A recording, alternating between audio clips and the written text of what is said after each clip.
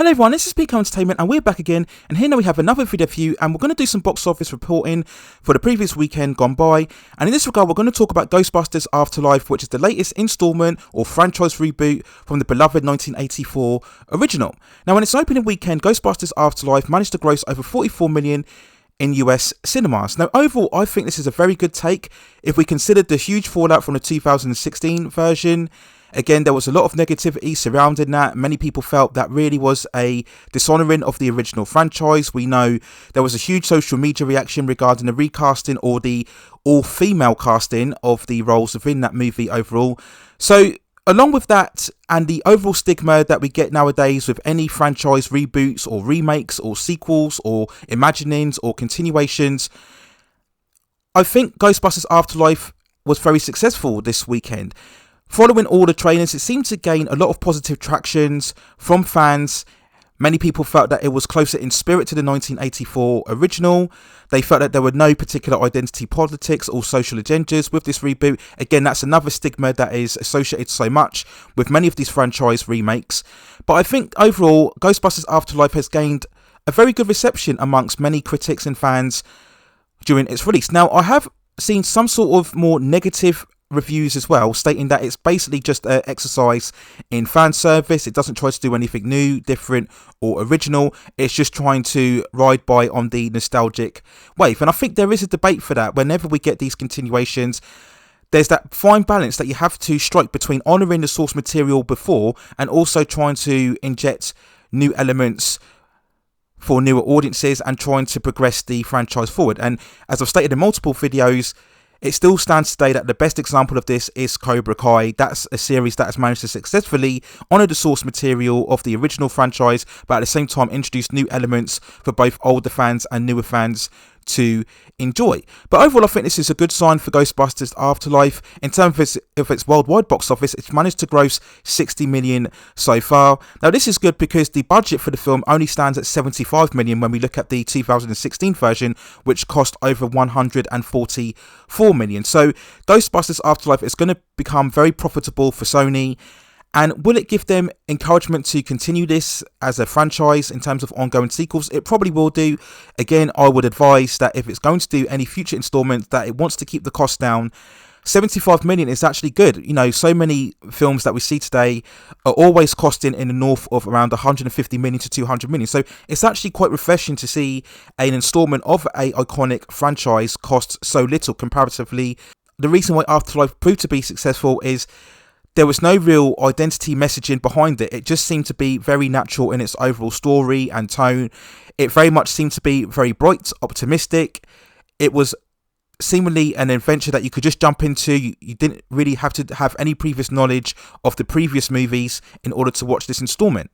So we'll wait and see in the future whether we do indeed get any future installments from Ghostbusters Afterlife. But overall, in terms of its opening weekend gross, I think it's a very good celebration for Sony overall. Now, unfortunately, Warner Brothers won't be doing as much celebrating following the release of King Richard. Now, I'm sure you all know what this is, but anybody who doesn't know, King Richard, of course, is a autobiographical account of Richard Williams and how he brought both Venus and Serena into the sport of tennis.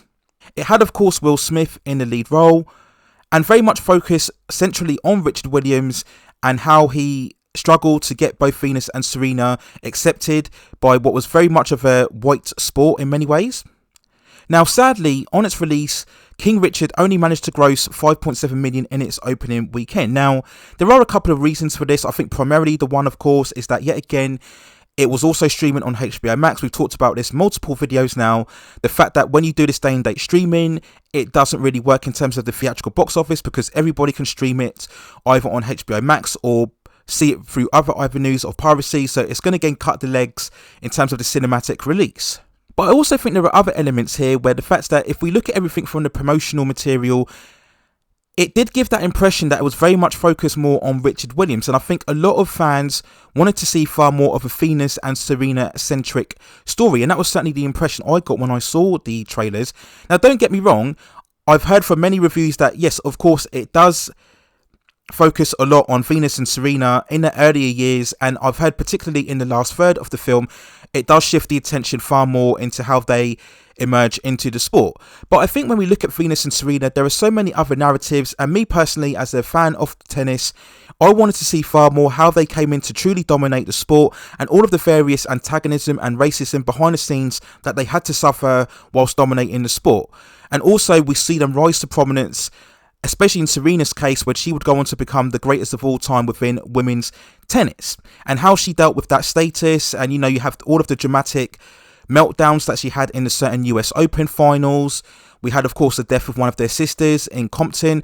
So there is so much narrative in terms of the story of Venus and Serena, and I think just audiences wanted to see the more story of them in their adult life rather than them as a youngster just barely coming into the sport. I think they found those elements far more compelling. To be fair, there's probably lots of legal loopholes and constraints as to why they couldn't tell the overall story, but I think that was the far more compelling tale to take rather than what we saw, what was presented within the trailers. And I think also some people looked at this at yet another attempt by Will Smith to promote himself as an Oscar-winning actor.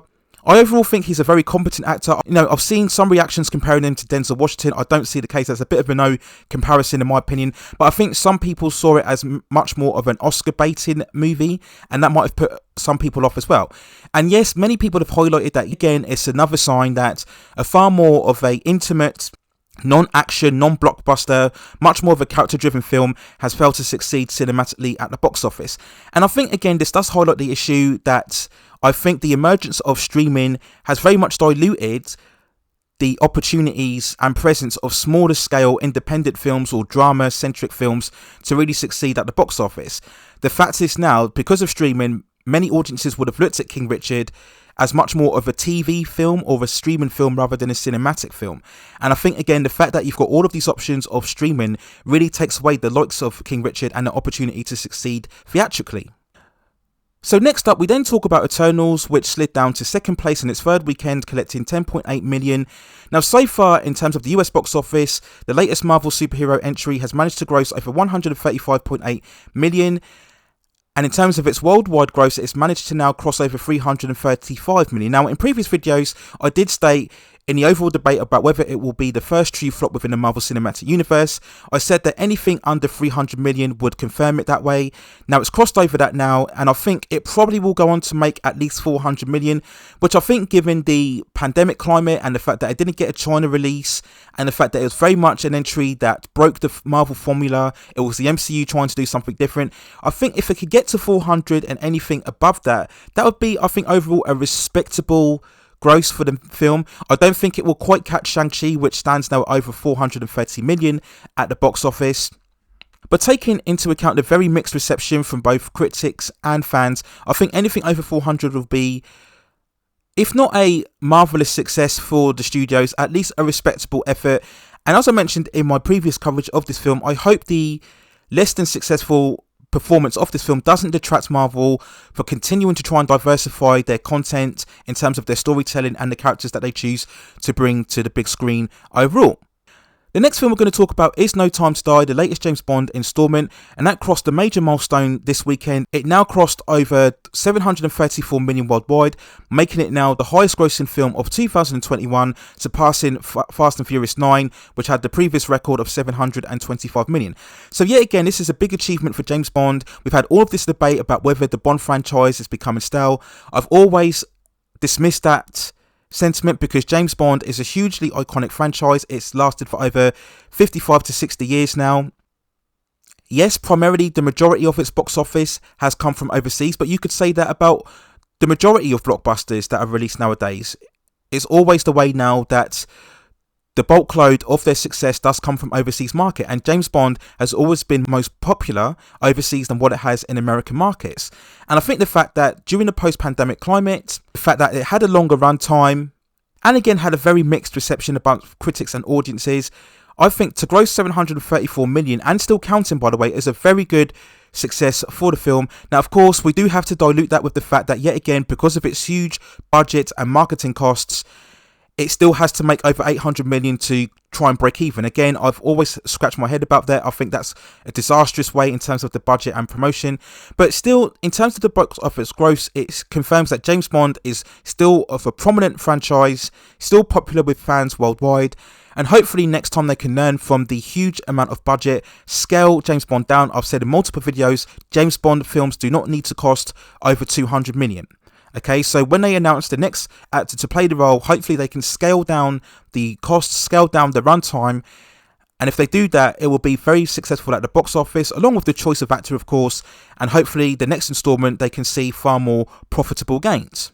So that's it really in terms of my overall box office reporting for this previous weekend, November the 18th to November the 20th, 2021. Let me know what you think in the comments below. If you enjoy me carrying on with these box office reports, let me know in the comments and I will continue to provide you with the various updates. Of course, less than 5 weeks now, we look forward to Spider-Man No Way Home, and whether that will indeed become the highest grossing film of 2021. Many box office analysts are projecting that it will indeed be the case. I'm pretty much sure it will do.